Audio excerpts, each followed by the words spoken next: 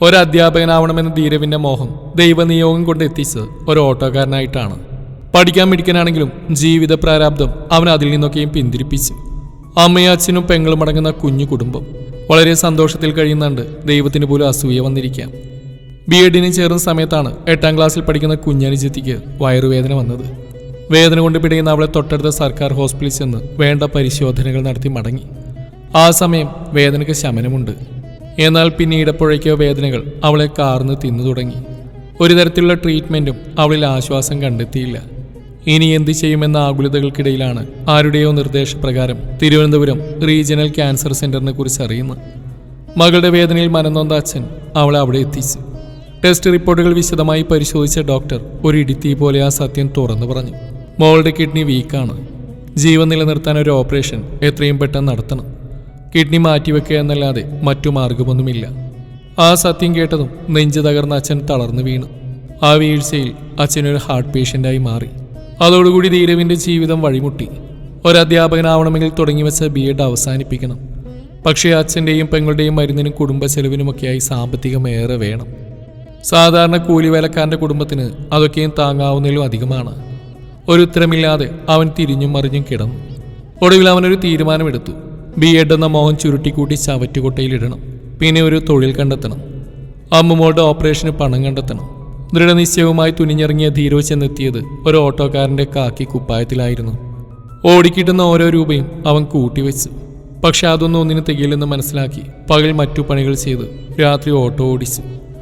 മറ്റു പണിയില്ലാത്ത ദിവസം രാവും പകലും ഓട്ടോ ഓടിച്ചു. ഒരു കുടുംബത്തിന് വേണ്ടിയുള്ള കഷ്ടപ്പാട് മനസ്സിലാക്കിയാവണം പലപ്പോഴും അച്ഛൻ്റെ കണ്ണ് നിറഞ്ഞ് തുളുമ്പിയത്. ജീവിത പ്രാരാബ്ദങ്ങൾക്കൊരു ആശ്വാസം എന്ന പോലെയായിരുന്നു ഒരു ദിവസം ഒരു പെൺകുട്ടി ഓട്ടോയിൽ കയറിയത്. ആദ്യമായി കണ്ട മാത്രം എന്തോ അവളോടൊരു താല്പര്യം തോന്നി. പക്ഷേ തൻ്റെ സാഹചര്യത്തിൽ അതൊന്നും ചെയ്യില്ലെന്ന് മനസ്സിലാക്കിയവൻ മോഹങ്ങൾക്ക് വീണ്ടും തടയിട്ടു. എങ്കിലും ഒരു വേള ആ മുഖം നോക്കാൻ മറന്നില്ല. അന്ന് രാത്രി വീട്ടിലെത്തിയപ്പോഴാണ് അച്ഛൻ വളരെ സീരിയസ് ആയി പറഞ്ഞത്, കുടുംബത്തിന് വേണ്ടി നെട്ടോട്ടമോടുന്നതിനിടയിൽ ഒരു വിവാഹത്തെക്കുറിച്ച് ചിന്തിക്കണം. പക്ഷേ നമ്മുടെ ഇപ്പോഴത്തെ അവസ്ഥ അതിന് ചേർന്നല്ലെന്ന് ഓർമ്മിപ്പിക്കുമ്പോഴാണ് നാളെ ഒരു പെണ്ണ് കാണൽ ചടങ്ങുണ്ടെന്ന് അച്ഛൻ അടിവരയിട്ടത്. രാവിലെ കുളിച്ചൊരുങ്ങി സ്വന്തം ഓട്ടോയിൽ തന്നെ അവിടേക്ക് പോകുമ്പോഴും മനസ്സ് നിറയെ കുറ്റബോധമായിരുന്നു. ഇന്നത്തെ തൻ്റെ ജീവിത സാഹചര്യത്തിൽ ഒരു വിവാഹം ശരിയായാൽ നിശ്ചയം നടത്തിവെക്കാമെന്നവൻ തീരുമാനിച്ചു. പെണ്ണ് ചായയുമായി നടന്നു വന്നു. ഒരു വേള മുഖം കണ്ടപ്പോൾ മനസ്സിലായി, അതെ, ഞാൻ ഇന്നലെ കണ്ട പെൺകുട്ടി. എന്തെങ്കിലും സംസാരിക്കാനുണ്ടെങ്കിൽ അങ്ങോട്ട് മാറിക്കോളൂ എന്നവളുടെ അച്ഛൻ പറഞ്ഞു തീരും മുമ്പേ അവൾ ചോദിച്ചു, എന്താ ജോലി? ഒരു ചമ്മലുമില്ലാത്ത അവളുടെ പെരുമാറ്റം കണ്ടപ്പോൾ ധീരവിന് മറുപടിയില്ലാതെയായി. ഞാനൊരു ഓട്ടോ ഡ്രൈവറാണെന്ന് പറഞ്ഞപ്പോൾ അവളുടെ മുഖത്ത് കണ്ട പരിഹാസം ധീരവിനെ വേദനിപ്പിച്ചു. തുറന്നടിച്ചപ്പോൾ ധീരവിൻ്റെ മുഖത്ത് നോക്കി അവൾ അവളുടെ അച്ഛനോട് ചോദിച്ചു, നാളല്ലേ അച്ഛാ അച്ഛൻ ഇങ്ങനെ ഒരു തരം മരുമനായിട്ട് കാണാൻ ആഗ്രഹിക്കാൻ? ഒരു ജോലിയും കൂലിയില്ലാത്ത ഈ വായി നോക്കി മാത്രമേ കണ്ടുള്ളൂ. ആ വാക്കുകൾ ധീരവിൻ്റെ നെഞ്ചിൽ ഒരു ശരമായി തുളഞ്ഞു കയറി. ഒന്നും മിണ്ടാതെ അവൻ ആ പടികളിറങ്ങി. ഇതിനേക്കാൾ വലിയൊരു അപമാനം വേറെയില്ല. നെഞ്ചിൽ തുളഞ്ഞു കയറിയ ആ വാക്കുകൾ അവനെ മറ്റൊരു തീരുമാനത്തിൽ എത്തിച്ചു. ഇനിയൊരു പെണ്ണ് കാണൽ ഈ ജീവിതത്തിലില്ല. ഇനിയല്ല എൻ്റെ അമ്മുമോളുടെ ഓപ്പറേഷന് വേണ്ടി മാത്രം. അങ്ങനെ മാസങ്ങൾക്ക് ശേഷം എല്ലാ പണവും ശരിയാക്കി ഓപ്പറേഷന് ഡേറ്റ് കിട്ടി. അമ്മുമോളുടെ ഓപ്പറേഷന് വേണ്ടി അഡ്മിറ്റായി. തൻ്റെ കുഞ്ഞു പെങ്ങൾക്കായി നിറകണ്ണുകളോടെ ഓപ്പറേഷൻ തിയേറ്ററിന് മുമ്പിൽ കാത്തിരുന്നു. കേൾക്കുന്നതൊരു നല്ല വാർത്തയ്ക്കായി. കാത്തിരിപ്പിന് അവസാനമായി ആ വാതിൽ തുറക്കപ്പെട്ടു. അമ്മു തിരിച്ച് ജീവിതത്തിൻ്റെ പടവുകൾ ഏറിയിരിക്കുന്നു. നേഴ്സ് കുറിച്ചെന്ന മരുന്ന് വാങ്ങാൻ ഇറങ്ങുമ്പോൾ കണ്ണുകൾ അറിയാതെ തുളുമ്പിയിരുന്നു. മരുന്നിൻ്റെ ബില്ലടക്കാൻ നിൽക്കുമ്പോഴാണ് അടുത്ത കസേരയിൽ ഒരു പെൺകുട്ടി മുഖം കുനിച്ചിരിക്കുന്നത് കണ്ടത്. ഒന്ന് സൂക്ഷിച്ച് നോക്കിയപ്പോൾ മനസ്സിലായി അവൾ കരയുകയാണ്. എന്താണെന്നറിയാൻ ആഗ്രഹമുണ്ട്. പക്ഷേ അറിയാത്തൊരു പെൺകുട്ടിയോടെങ്ങനെ വിവരങ്ങൾ തിരക്കും? എങ്കിലും പടവുകളേറുമ്പോൾ ധീരവിനൊരു ശങ്ക. ആ പെൺകുട്ടി എവിടെയോ വെച്ച് കണ്ടതുപോൽ.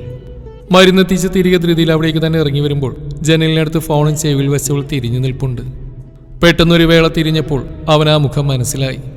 അതെ, ഞാൻ ആദ്യമായി ഇഷ്ടപ്പെട്ട, ഞാൻ ആദ്യമായി പെണ്ണ് കാണാൻ പോയ, അതിനേക്കാളുപരി എന്നെ അപമാനിച്ച അവൾ. തിരിച്ചു നടക്കാനിറങ്ങുമ്പോഴേക്കും അവളും കണ്ടു. സഹതാപത്തോടുകൂടി അവൾ നിറമിഴികളോടെ ധീരവിനെ നോക്കി. ആ കണ്ണുനീർ അവനിൽ നോവ് പടർത്തി.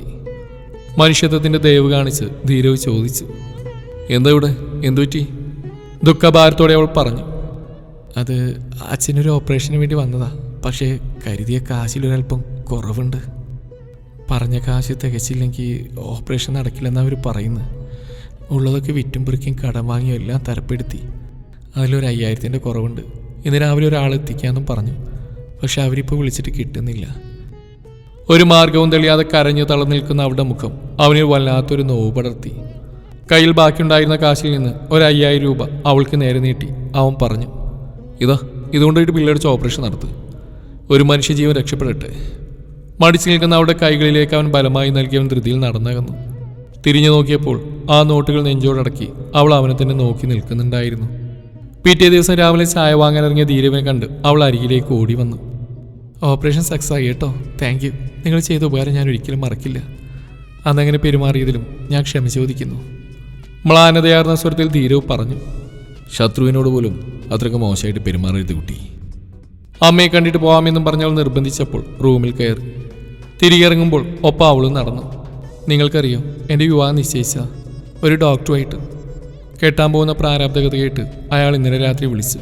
കല്യാണം നടക്കില്ലെന്ന് അറിയിച്ച്. ഇന്നെനിക്ക് മനസ്സിലായി, ജോലിയിലൊന്നും വലിയ കാര്യമില്ല, മനസ്സാണ് പ്രധാനം. ചെയ്യുന്ന ജോലി അതെന്തായാലും മഹത്തരമാണ്. മനസ്സിലെന്നോട് തരിമ്പ് പോലും ദേഷ്യമില്ലെങ്കിൽ സ്വീകരിക്കുമോ? നിങ്ങളെന്നെ നിങ്ങളുടെ പാതിയായി. കണ്ണിൽ നിന്ന് നടന്നു വീഴാൻ കൊതിച്ച കണ്ണുനീർ തുള്ളികളെ അവൾ പതിയെ ഒളിച്ചു വെച്ചു. വഴിത്താരകൾ നടന്ന് നീങ്ങുമ്പോൾ എപ്പോഴോ ധീരവിൻ്റെ കരങ്ങളിൽ അവളുടെ കരങ്ങൾ ചുറ്റി വരിഞ്ഞിട്ടുണ്ടായിരുന്നു.